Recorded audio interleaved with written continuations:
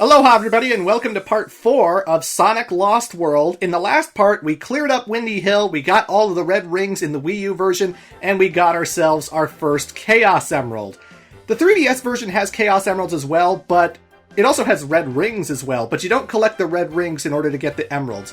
No, it's actually like the typical classic Sonic games, where you would get 50 rings, reach the end of a zone, and then it asks you if you want to jump into a special stage. And the good thing about the 3DS version is that it does have a unique, never-done-before, completely innovative special stage in order to get these Chaos Emeralds, and you only have to do them once, and you get the Emerald. The problem is, it uses the gyro sensor. Oh my god. Ugh. Okay, so, let me explain this. The Nintendo 3DS has a gyroscope function in it. In games like Mario 3D Land, Mario goes up to like this little viewfinder and you actually move the handheld, physically, the entire handheld, in order to see where what the thing you're looking for in Mario 3D Land. I can't even remember what it was. But some games take advantage of the feature, some games don't. But it's a way of adding motion controls and shaking and various little, unique special things that Nintendo likes to throw in with their new handheld. Sonic Generations didn't take advantage of the gyroscope feature, but Sonic Lost World, oh, it definitely took advantage of the gyroscope feature. And so I have to move the handheld in order to aim what Sonic is going towards. Like, I'm only pushing one button, right? I'm pushing the R button in order to go forward with Sonic. Like, if you don't hold R, he just stands still in this outer space. But if you hold R, Sonic will move forward.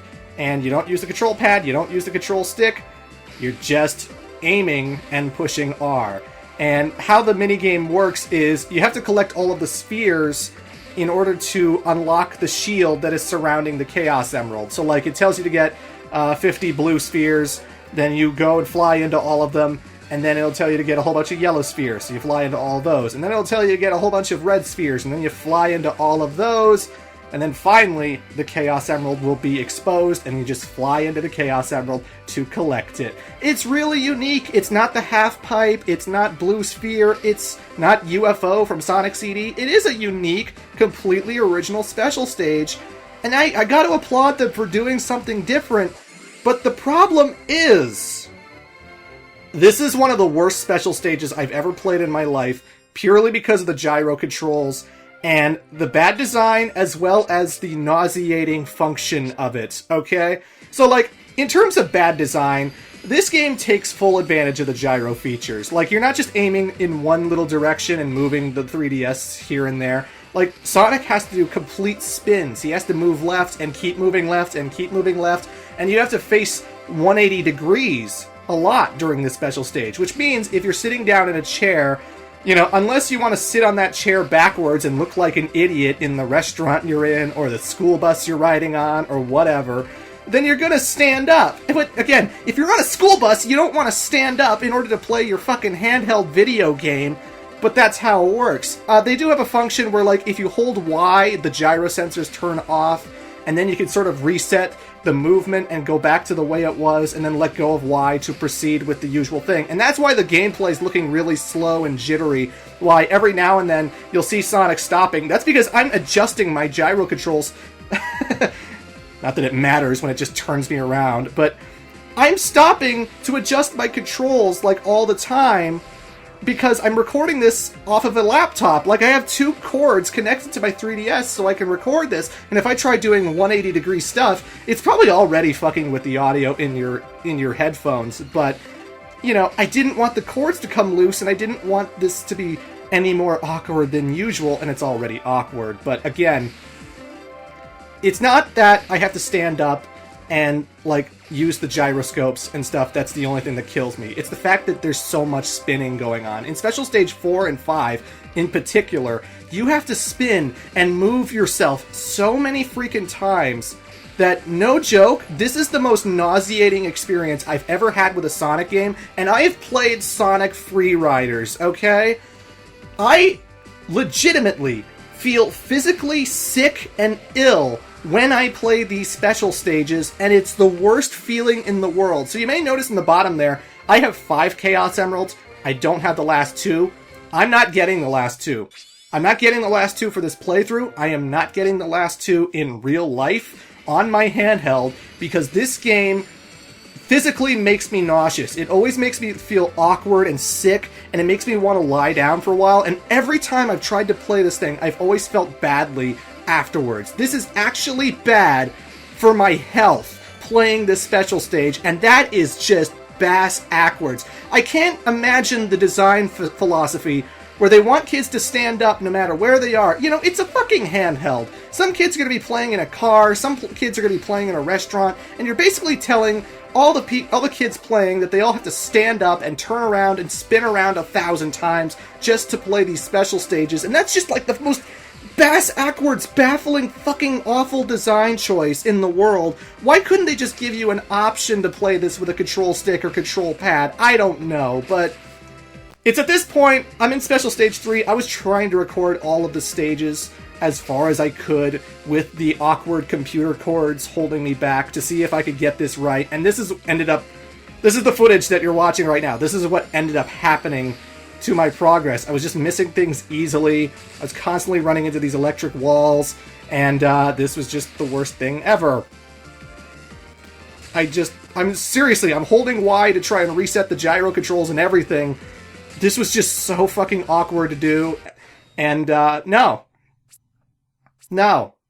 I'm not doing this. I'm quitting this. This is awful.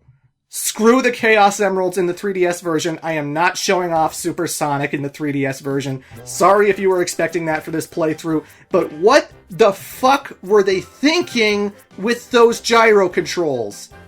Any handheld game that requires a person playing it to stand up and get off of the chair or the bed or whatever they're sitting/lying on and spin around in 360-degree angles, just constantly spinning and spinning and spinning in order to play your special stage? No. No, thank you. I have bad motion sickness as it is. I don't want to do that. So anywho, Desert Ruins, the new zone. We're playing that right now. These animals are quite underwhelming. I'm disappointed in you incompetent fools. Violently disappointed. We don't care about your disappointment, Master. Do you care now?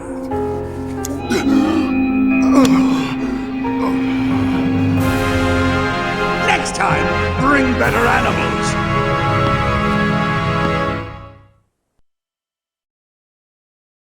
So that's why Eggman has control of the Deadly Six, these 6 angry Zeti who come from the Lost Hex.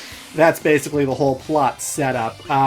They never really explain where the Lost Hex came from. It's just a floating continent in the sky that Tails and Dr. Eggman happen to know about. That's apparently the home of the Zeti, and for some reason, Zavok is a very angry Zeti who wants to destroy everyone and everything, and he hates all life on the planet, as we'll see in a coming cutscene with this zone. But that's the plot.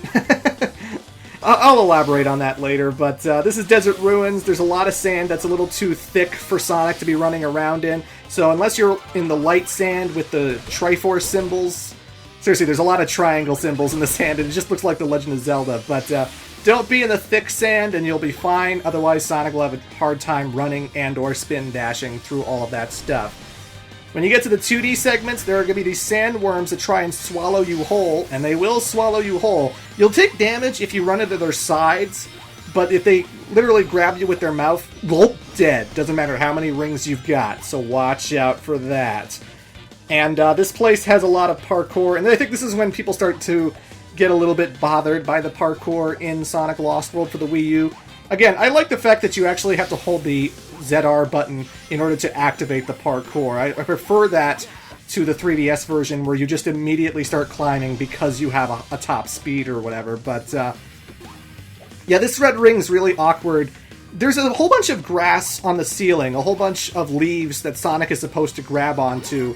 Like, when you get to the top, you're supposed to hold on to the Y button, and then Sonic will start grabbing onto the grass so that he can climb alongside it and go forward across the section, but I've always found that kind of awkward because I never really managed to get enough speed to reach the grass, and I don't really do it that often. In fact, the only reason I'm up there is for the red ring, and once I've gotten the red ring in one playthrough, I'm never going to go for that red ring ever again, so I never really take that particular pathway ever again. It's a little bit awkward.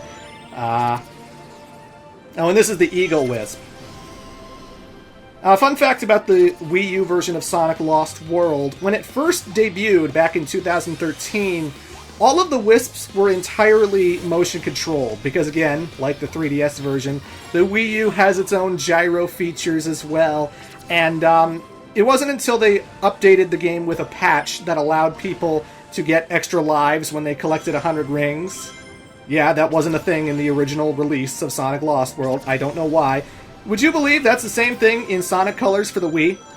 Seriously, if you collect 100 rings in Sonic Colors for the Wii, you don't get an extra life.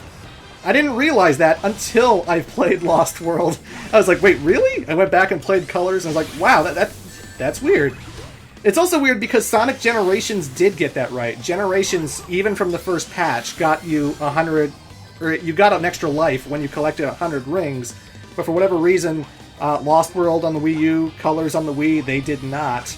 And so they eventually patched that in, as well as the fact that now you can use all the Wisps without gyro controls. So the Eagle is a lot more comfortable to play around with in this version, as well as the PC version, because you don't have to worry about gyro controls. And I wish the 3DS version got patched so I could have played the special stages, but nope! I won't deny that I have really bad motion sickness, that like, I'm not very good going to the amusement park or the Midway, because like I can't even handle the smallest of spins. I'm not great with roller coasters. I'm not great with the spinning teacups, spinning strawberry rides, because then it just wrecks me for the rest of the day. I hate taking plane rides, not because I fear the plane is going to crash and I'm going to die a fiery death, but I don't like the motion sickness it gives me. I hate having to constantly swallow to get my ears back to normal, and the weird gut feeling it leaves me. I'm so jet lagged by the time I get out of a plane. It's just, I don't like it. My motion sickness does not like it. But I play the special stage in the 3DS version, and it's the most unbelievably...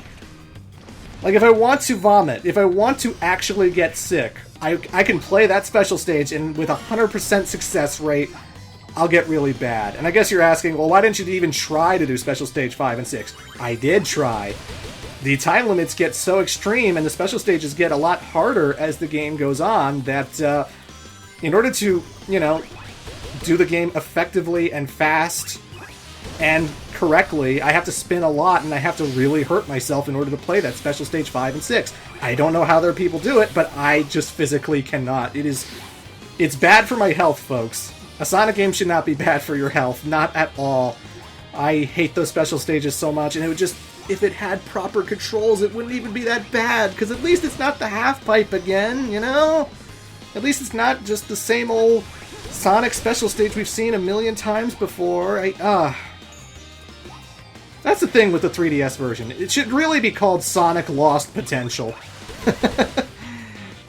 Although a lot of people think the Wii U version is also Sonic Lost Potential, but whatever. I like this level. I like this level a lot. It has a lot of fire orbinauts that you have to watch out for because they shoot this fire ring that's always going to home in where you are, but if you jump at the right time or you drop at the right time and the fire will miss you, or if you attack the orbinaut and homing attack him, then the fire will go away. But it's easy to get taken down by that fire because it always homes in wherever you are at that exact moment. But yeah. The sandworms in the 2D sections, they leave a telltale sign where they're going to lunge from, so they're easy to avoid there. And I love the music. I haven't even talked about the music yet, but I love the music in Sonic Lost World. Oh my god.